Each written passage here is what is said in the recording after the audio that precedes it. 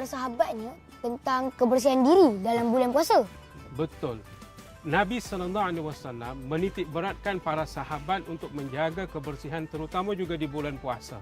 Maka ada satu waktu ketika kita ingin bersiwak ataupun menggosok gigi, baiknya adalah daripada pagi sebelum matahari terang benderang ataupun sebelum waktu zuhur.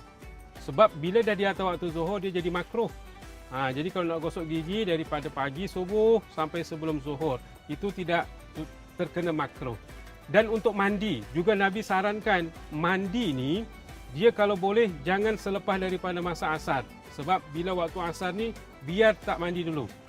Sebab kita nak rasa keperitan puasa tu ataupun lemahnya puasa tu dengan cabaran yang besar. Jadi kalau nak mandi, sebelum asar ataupun waktu pagi. Mandi tu. Nanti lepas berbuka, baru mandi. Itu kita boleh fikirkan cara tu. Jadi Nabi menitik beratkan kebersihan dalam puasa. Dan waktu-waktu bersiwak, bergosok gigi tu adalah waktu sebelum naik matahari. Kalau nak mandi, sebelum asar. Supaya lemahnya itu dapat kita sebagai pahala di hadapan Allah Azza wa Jalla nanti. Jadi adik-adik kalau nak mandi, sebelum asar ataupun nanti lepas berbuka.